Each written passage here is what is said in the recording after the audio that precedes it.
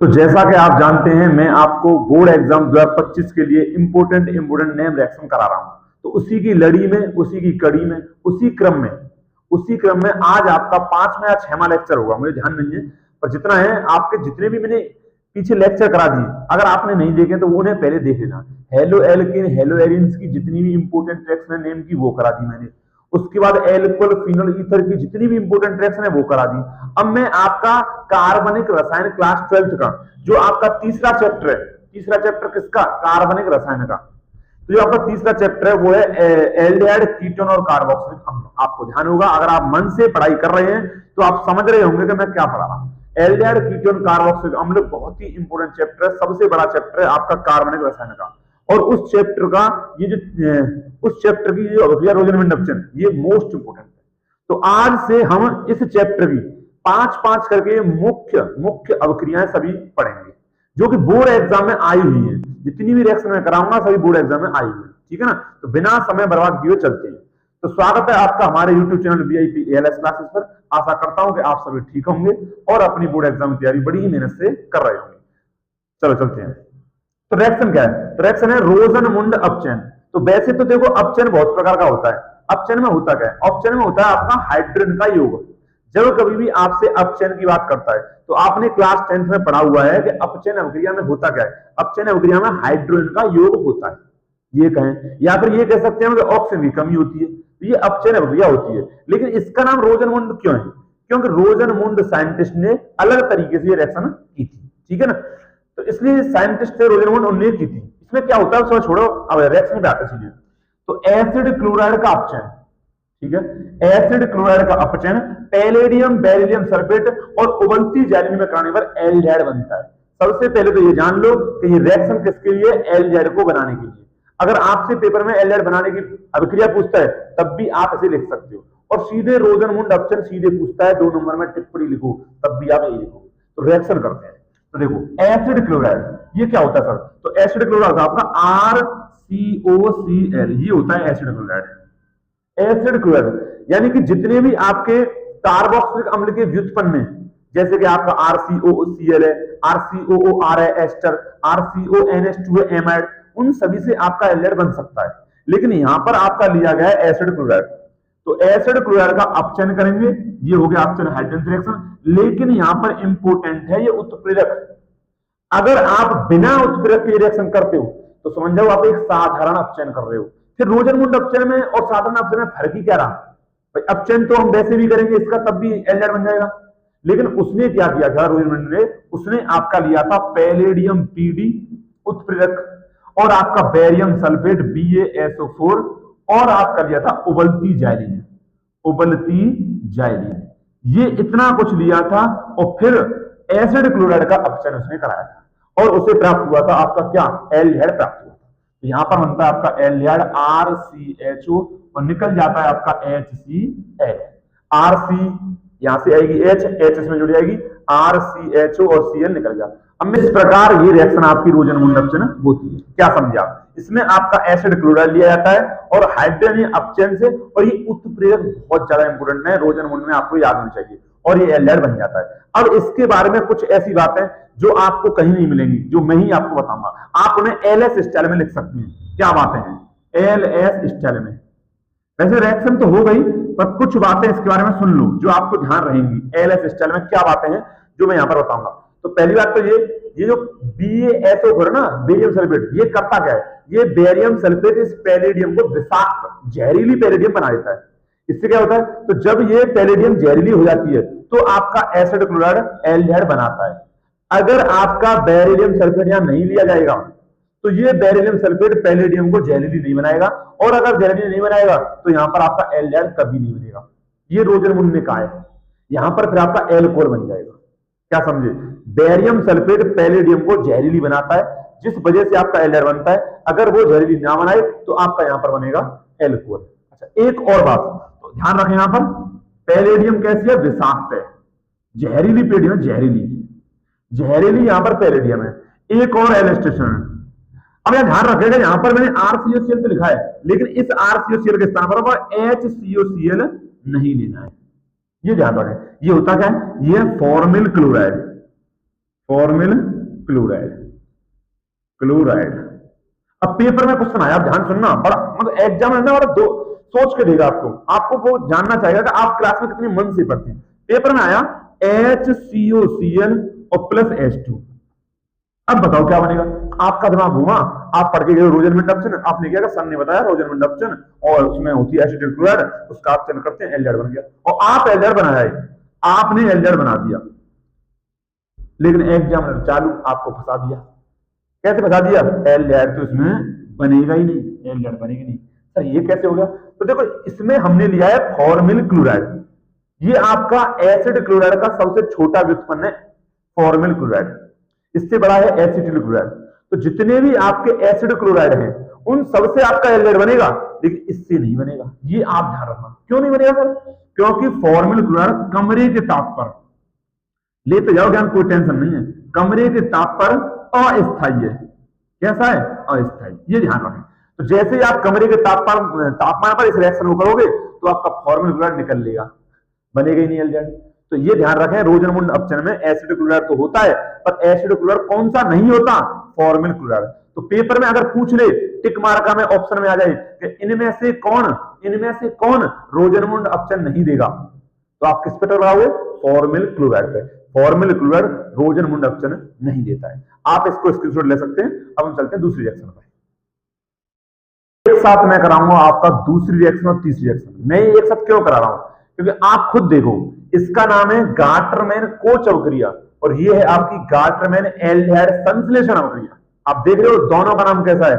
अगर बच्चा इसे ध्यान से ना पढ़े तो पेपर में वो पक्का फंस जाएगा। अगर पेपर में वो गाटरमैन कोच भी बोल दे, कुछ भी बोल दे, अगर उसे पता नहीं है किस अवक्रिया में क्या बनता है, क्या उत्प्रेरक है, क्या लेना है, तो पक्का फंस जाएगा।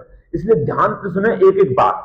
यहां पर जितना मैं लिखूं उतना आपको पेपर में लिख के जाना है, नंबर आपको पूरे मिलेंगे, बस और कुछ नहीं करना है। देखो होता क्या है, गाटरमैन कोच अवक्रिया में बेंजीन की, यहां भी बेंजीन है, यहां भी बेंजीन है, सेम है सब कुछ, और थोड़ा सा अंतर है। वो आप थोड़ा सा अंतर पकड़ गए तो आपको ये रिएक्शन ना बहुत सिंपल लगेगा। तो यहां पर आपका, अच्छा एक बात और, अगर आप वीडियो पे, वैसे कहना तो मैं नहीं चाहता था बीच में, पर क्या करें यार, अगर आप वीडियो पर नए होते हैं प्लीज लाइक कर दें, कमेंट कर दें, सब्सक्राइब भी कर दें। और हाँ, अगर आप इस वीडियो में सीधे आए हो, नए आए हो, तो पीछे की वीडियो को जरूर देख लें। चलते चलो। हाँ, तो यहां पर बेंजीन की निर्जल AlCl3 की उपस्थिति में हमें किससे रिएक्शन करनी है? CO plus HCl3, CO carbon monoxide और HCl, ठीक है ना। बस अंतर कैसा बता दूंगा मैं, तो ये बेंजीन बनाता हूं यहां पर। तो ये बेंजीन होगी आपकी, जितना मैं इसमें लिख दूं उतना ही आपको पेपर में करना है। ये बेंजीन हो गई, इसकी रिएक्शन करा दो आप CO प्लस HCl से। उपस्थिति रखो आप निर्जल, किसकी? निर्जल किसकी? AlCl3, एल्यूमिनियम क्लोराइड की। तो आपके सामने तैयार हो जाएगा बेंजल्डिहाइड। बेंजल्डिहाइड एक प्रकार का एल्डिहाइड ही है, लेकिन कैसा एल्डिहाइड है? Aromatic aldehyde. Benzaldehyde aromatic aldehyde है, जिसे कड़वे बादाम का तेल भी कहते हैं। अगर आप ध्यान से पढ़ रहे होंगे तो आपको पता होगा कि मैंने इसे कड़वे बादाम का तेल क्यों कहा है। आपने अगर बेंजल्डिहाइड के बारे में पढ़ा है तो आपके सर ने बताया होगा, या फिर कहीं से आपने पढ़ा होगा, या फिर नहीं पढ़ा है तो मैं बता रहा हूं आपको कि बेंजल्डिहाइड में से कड़वे बादाम की गंध आती है, तो इसलिए उसे कड़वे बादाम का तेल कहते हैं। आ जाओ, तो यहां पर कुछ नहीं करना है, ये आपको याद रखना है और आसानी से शांति से आपको बेंजल्डिहाइड बना देना है। बेंजीन रिंग के ऊपर CHO, क्या निकला क्या नहीं निकला उससे कुछ फर्क नहीं है, आपको सिर्फ बेंजल्डिहाइड बनाना है। कैसे बना कोई टेंशन नहीं है, वो भी मैं बता देता हूं आपको। CHO, ये दोनों के CHO, ये तीनों के तीनों जाएंगे और इस बेंजीन के ऊपर यहां बैठ जाएंगे, और जब यहां ये जुड़ेंगे तो यहां से एक H निकलेगी, वो H इस Cl के साथ HCl बार।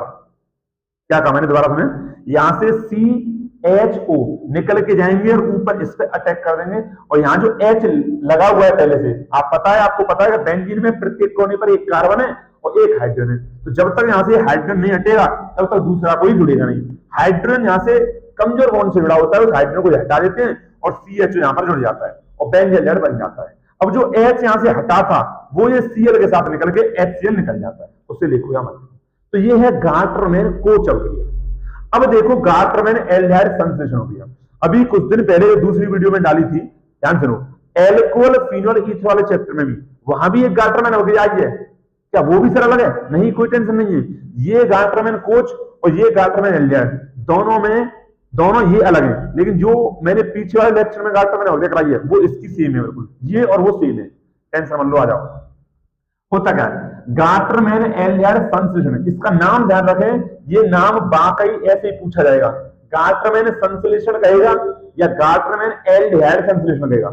इसका पूरा नाम है गार्टरमैन कोच, ध्यान रखें, ठीक है ना, गार्टरमैन कोच, गार्टरमैन एल्डिहाइड संघनन या संश्लेषण, सॉरी संघनन नहीं संश्लेषण। तो होता क्या है, यहां और यहां बिल्कुल सेम है, यहां भी बेंजीन है, यहां भी बेंजीन है, यहां भी निर्जल AlCl3 है, यहां भी निर्जल AlCl3 है, यहां भी बेंजल जेड बन रहा है, यहां भी बेंजल जेड बन रहा है, यहां भी HCl है, यहां भी HCl है, बस एक अंतर है छोटा सा, बस वो है HCl। यहां पर CO है, यहां पर HCl। अब बालक ना इसी में कंफ्यूज होता है कि गार्टरमैन कोच में CO था या फिर गार्टरमैन एल्डिहाइड संश्लेषण में CO था, किसमें था। तो आज से ना ये कंफ्यूजन दूर हो जाएगा आपका। कैसे कैसे, ध्यान से देखो, गार्टरमैन कोच, कोच कहे तो CO, CO, और गार्टरमैन कोच ना कहे तो आपका HCl तो है ही है।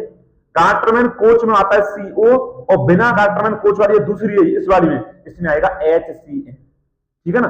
तो देखो किस प्रकार होगी, कुछ नहीं करना है आपको, ये आपकी बेंजीन रिंग, इसमें लिख तो लोगे ना आप, बिल्कुल सेम चीज है, बस यहाँ CO की जगह HCl लिखना है, तो ये आपका लिख जाएगा आपका, ध्यान से। जब इसको आप ये याद है आपको तो ये भी याद हो जाएगी। तो ये बेंजीन है, बस इसमें ये लिखो, यहाँ पर HCl रिएक्शन करेगा और HCl, और उपस्थिति रहेगी आपकी निर्जल, वही सेम बात है सब कुछ, निर्जल AlCl3। ये, और आपको कुछ नहीं करना है, जैसे यहां पर बेंजल जेड बनाया था वैसे ही बना दो, तो ये आपका बेंजल जेड बन जाएगा। किसी से कुछ शिकायत नहीं है, कुछ नहीं है, कुछ ना निकालो, कुछ नहीं है, सब बाहर में गया, आपका बेंजल जेड बन के हो गया तैयार। क्या समझे आप। तो गार्टरमैन कोच, गार्टरमैन एल्डिहाइड संघनन, दोनों में आपको डिफरेंस नजर आ रहा है।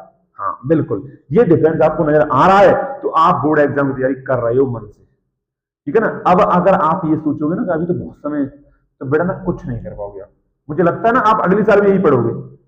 तो अगर आपको इंटर में अच्छे नंबर प्राप्त करने, अपने माँ बाप के चेहरों पर खुशी देखनी है, मैं ये बात कह रहा हूँ सीरियस है, अगर आपको चेहरे पे खुशी देखनी है माँ बाप के पे, तो आपको मन से तन से पढ़ना पड़ेगा। कुछ समय नहीं बचा है, बस हो गया, होने वाला था, बस ये आ गया, बस चांद पे है बोर्ड एग्जाम, कर लो, कितने ही मजे करने आपको, घूम लो ऐसे ही लोगों की तरह, कुछ नहीं होने वाला। चलो ये तो ज्ञान की बातें चलती रहेंगी।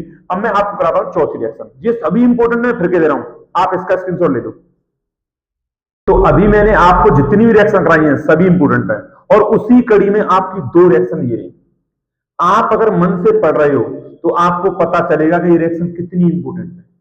कहने जा रहा हूं अवक्रिया और क्रॉस कहने जा रहा हूं, दोनों ही इंपोर्टेंट है। इसमें मैंने लिखा है, इसमें नहीं लिखा है, तो समझ जाओ इन दोनों में कुछ छोटा सा बेसिक अंतर है बस, और कुछ अंतर नहीं है, ठीक है ना। अगर आपको कहीं भी कहने जा रहा अवक्रिया समझ में नहीं आई है तो आज आपको बिल्कुल समझ आएगी, ये मेरी गारंटी। आप देखो, चलो तो सबसे पहले पढ़ते हैं क्या है। तो कहने जा रहा अवक्रिया अल्फा हाइड्रोजन विहीन एल्डिहाइड। अब बच्चा यही फंस गया कि अल्फा हाइड्रोजन विहीन एल्डिहाइड होता क्या है। तो पहले मैं इसे समझाता हूं, आ जाओ देखो ध्यान से। जैसे मान लो कोई कार्बन की श्रृंखला है CH3 CH2 CH2 CHO, ये मैंने कार्बन श्रृंखला ले ली है, और यहां पर मैंने CHO एल्डिहाइड लिया है। आप CHO के स्थान पर आप ऐसा करो, यहां पर आप कोई क्रियात्मक समूह लिख लो। जैसे कोई क्रियात्मक समूह है आपका FG, ये क्या सर, FG है आपका फंक्शनल ग्रुप क्रियात्मक समूह, यहां पर कोई भी क्रिया समूह है, ठीक है। अब इस क्रियात्मक समूह से जो पहली कार्बन जुड़ी हुई है वो है अल्फा कार्बन, जो दूसरी कार्बन जुड़ी हुई है वो है बीटा कार्बन, और जो तीसरी कार्बन जुड़ी है वो है आपकी गामा कार्बन। क्या समझे, कोई भी क्रिया समूह उससे जो पहली कार्बन जुड़ी हुई है अल्फा कार्बन, दूसरी है बीटा, तीसरी है गामा। अच्छा ये आपको समझ आ गया। अब जो अल्फा कार्बन, ये क्या है अल्फा कार्बन, अब जो अल्फा कार्बन के पास जो हाइड्रोजन है इन्हें बोलते हैं हम अल्फा हाइड्रोजन। क्या बोलते हैं, अल्फा हाइड्रोजन। और जो बीटा कार्बन के पास जो ये हाइड्रोजन है इन्हें क्या बोलेंगे, अल्फा हाइड्रोजन नहीं, बीटा कहें तो बीटा, तो ये बीटा हाइड्रोजन, तो ये बीटा हाइड्रोजन है। और आप ये तो समझ ही गए होंगे कि गामा कार्बन के जो हाइड्रोजन है उन्हें कहेंगे हम गामा हाइड्रोजन। क्या समझे आप। तो ऐसी किसी कार्बन श्रृंखला में क्रियात्मक समूह के पास जो नजदीक वाली पहली कार्बन होती है उसे कहते हैं हम अल्फा कार्बन, और उस कार्बन के जो हाइड्रोजन होंगे उसे कहेंगे अल्फा हाइड्रोजन। आप ये समझ गए? ठीक है। अब हमें यहां लेना है ऐसा एल्डिहाइड जिस पर अल्फा हाइड्रोजन नहीं हो, विहीन। तो कोई है आपकी नजर में? तो बिल्कुल है। दो आपके एल्डिहाइड मुख्य मुख्य जो फेमस हैं आपके दो एल्डिहाइड जिनमें आपका अल्फा हाइड्रोजन आपका नहीं है, तो वो कौन से हैं? और यूं समझ लो तो वही दो हाइड्रोजन आपके यहां रिएक्शन करते हैं। ठीक है ना? मजा आएगा, देखो ध्यान से। तो मैंने लिखा आपका HCHO। ये क्या है? एल्डिहाइड है, पहली बात तो ये है, हाँ बिल्कुल है। कौन सा है? फॉर्मल्डिहाइड, या फिर इसे कहें मेथिनल। अब बताओ इसमें कहीं आपका अल्फा हाइड्रोजन है? नहीं है। कैसे नहीं है? मैंने क्या कहा था? क्रियात्मक समूह से जो पहली कार्बन जुड़ी हो वो कहलाती है अल्फा कार्बन। अब इसमें अल्फा कार्बन ही नहीं है तो अल्फा हाइड्रोजन कहां से आएगा? तो एक तो ये होगा। तो कहने जा रहा हूं अभिक्रिया एक तो ये दिखाता है, इसका नाम है फॉर्मल्डिहाइड। फॉर्मल्डिहाइड, ठीक है सर। फॉर्मल्डिहाइड कहने जा रहा हूं अभिक्रिया दिखाता है, ये बात ध्यान रखना। एक और है, तो एक है आपका बेंजल्डिहाइड। ऐसे बहुत सारे हो जाएंगे पर मैं दो मुख्य मुख्य बता रहा हूं। बेंजल्डिहाइड ये भी आपका अल्फा हाइड्रोजन विहीन है। सर कैसे? तो आप ध्यान देखें, CHO यानी एल्डिहाइड। अब एल्डिहाइड से ये वाली कार्बन पहले जुड़ी है, ये वाली कार्बन। अब इस कार्बन के पास जो हाइड्रोजन था वो हाइड्रोजन यहां से हटा, तब जुड़ा CHO, तो वो गया, अब कुछ बचा ही नहीं। तो आपके CHO के नजदीक वाली जो कार्बन है ये अल्फा कार्बन है और इसके पास हाइड्रोजन नहीं है, तो ये भी आपका कैसा हो गया? अल्फा हाइड्रोजन विहीन। अब आप नहीं समझे ना, तो मैं दोबारा देखो, इसमें मैं खोल के बता रहा हूं।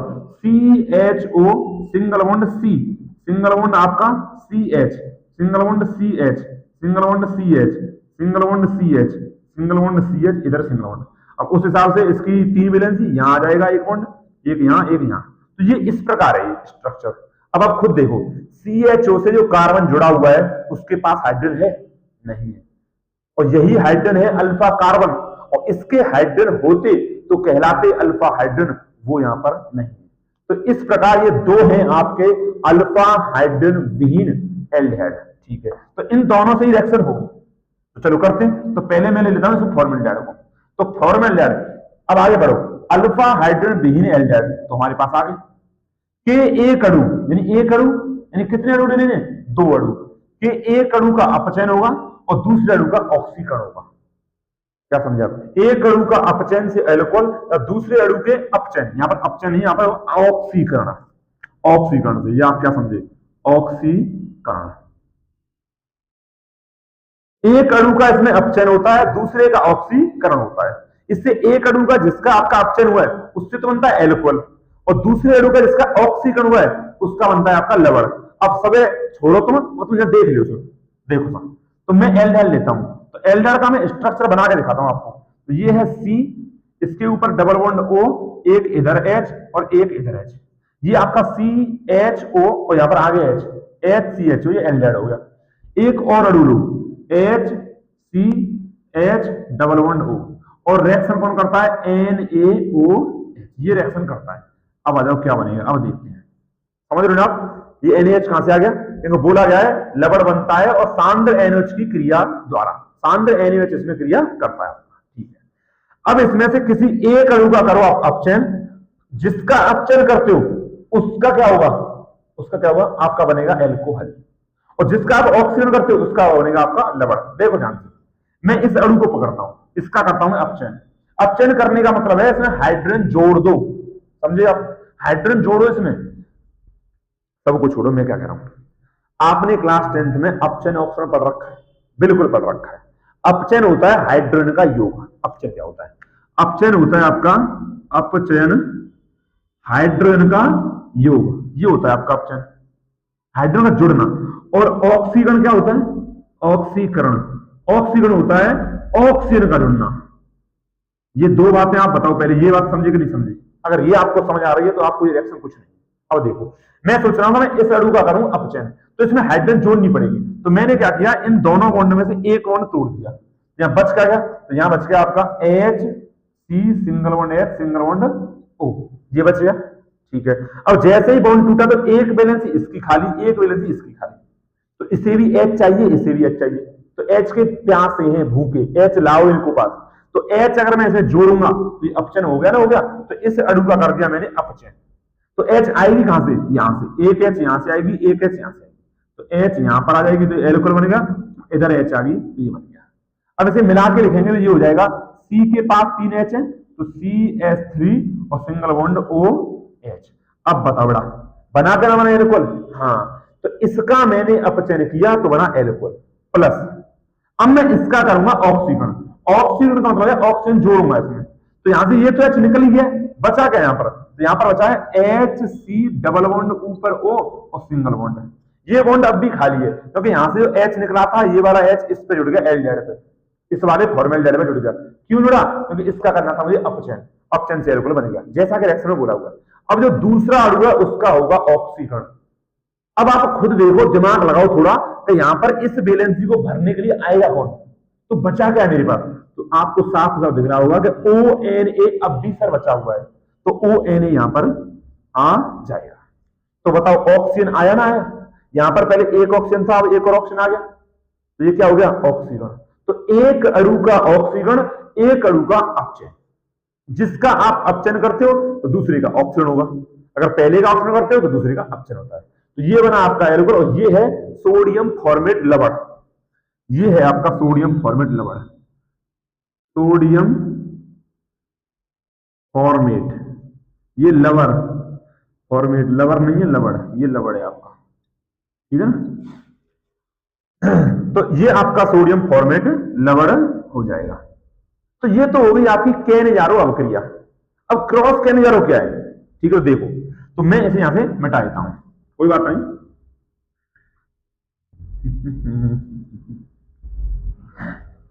तो ये आपकी एकदम आपकी केनेजारो अभिक्रिया हुई, कुछ अंतर नहीं है, थोड़ा सा अंतर है बस, सेम रिएक्शन है।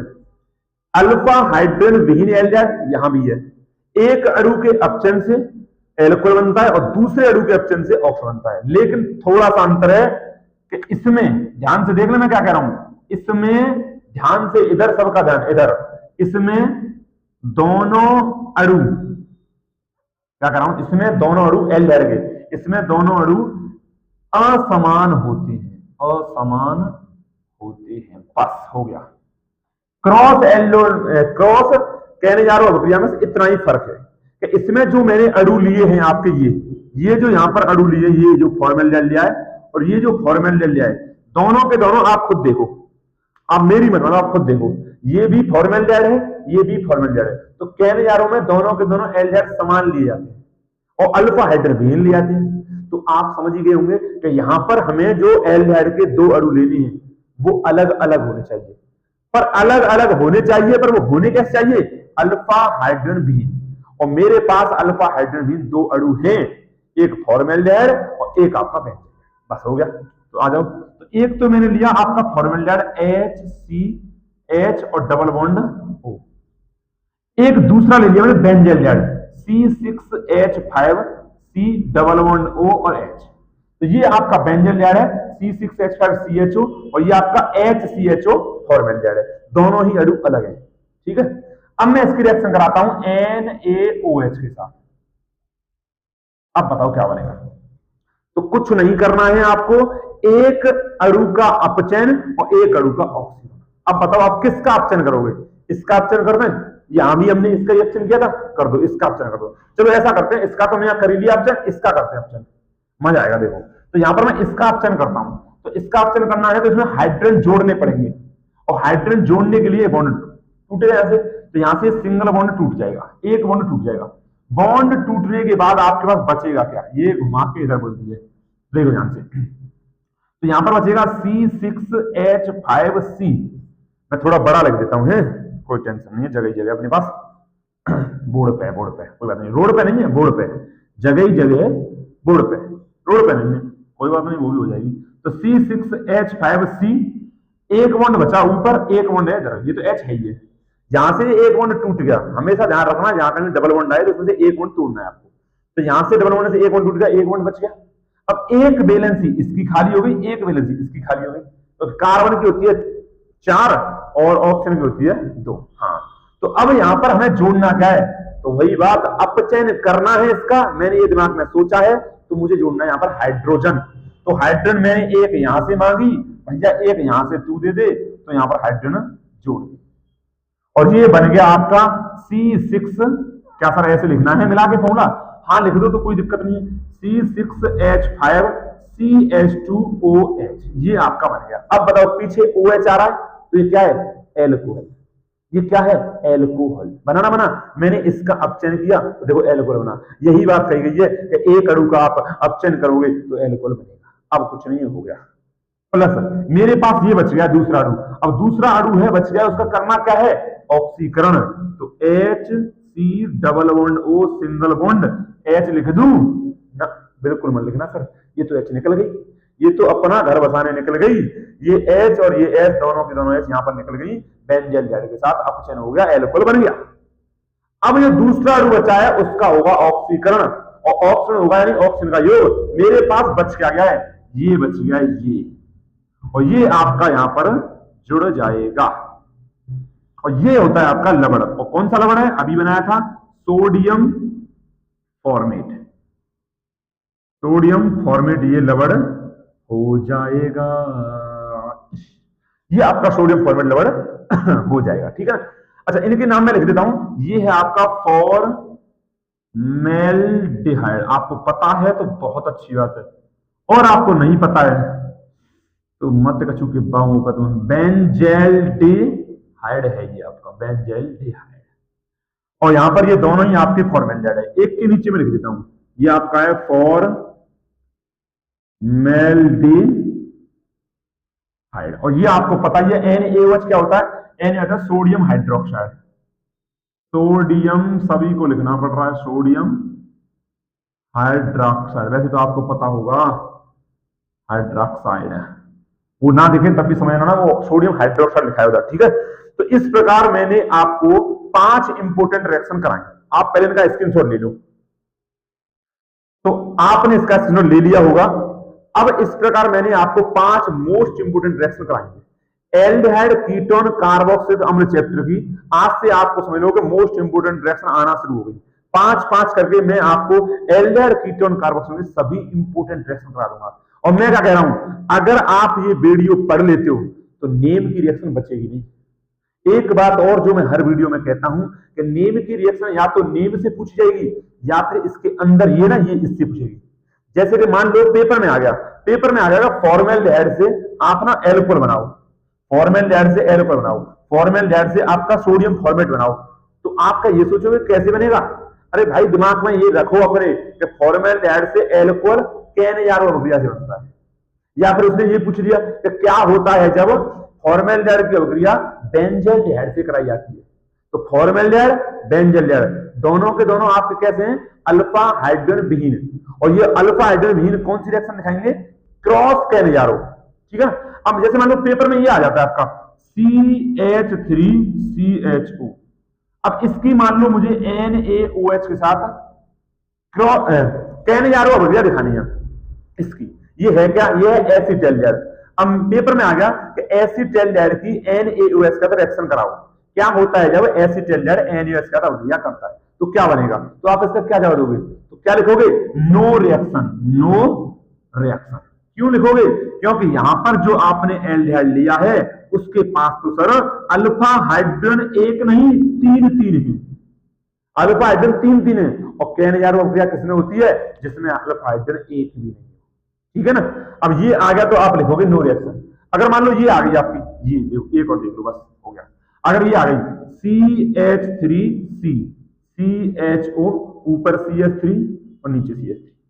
अब बताओ ये जो एल्डिहाइड मैंने लिखा है ये कैन-यारो अभिक्रिया दिखाएगा? दिमाग से सोचो, ये दिखाएगा कैन-यारो अभिक्रिया या नो रिएक्शन लिख दूं यहां पर? बोलो। हाँ बिल्कुल, ये आपका रिएक्शन दिखाएगा, नो रिएक्शन नहीं होगी, यहां पर रिएक्शन होगी। कैसे सर कैसे? तो CHO जिस कार्बन से जुड़ा हुआ है ये अल्फा कार्बन है, और इस अल्फा कार्बन के पास आप ध्यान से देखो एक भी हाइड्रोजन नहीं है, तो यानी ये भी कैसा हो गया? अल्फा हाइड्रोजन विहीन। और जो अल्फा हाइड्रोजन विहीन है एल्डिहाइड वो सभी कैन-यारो अभिक्रिया दिखाएंगे। तो आज इस प्रकार मैंने आपको 5 अभिक्रियाएं कराई जो कि मोस्ट इंपोर्टेंट है बोर्ड एग्जाम के लिए। अगर वीडियो में आपको मेरी मेहनत दिखती है, आपको लगता है सर मेहनत कर रहे हैं, तो प्लीज वीडियो को लाइक करें, कमेंट करें और सब्सक्राइब करें। अब आप सोचोगे सब्सक्राइब तो मैंने कर ही रखा है, क्या करूं? तो प्लीज भाई शेयर कर दे। तू व्हाट्सएप पे लगा सकता है, इंस्टाग्राम पे लगा सकता है, शेयर कर दे, इससे और वहां से कर देंगे सब्सक्राइब। अपने गार्जियंस, अपने दोस्तों से कहो शेयर करवाओ यार वीडियो, सब्सक्राइब करवाओ, आपके लिए मेहनत कर रहा हूं मैं, ठीक है। तो लाइक करें, कमेंट करें, शेयर करें, सब्सक्राइब करें। Thank you.